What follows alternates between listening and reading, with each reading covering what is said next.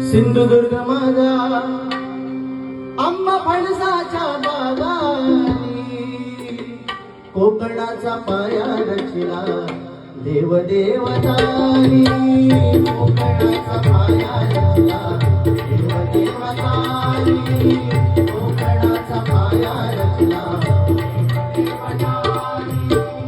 राखीला हा मान तशा तारण भजनानी, येवा कोकण आपलोच असा बोले मालवणी, येवा कोकण आपलोच असा बोले मालवणी, येवा कोकण आपलोच असा बोले मालवणी.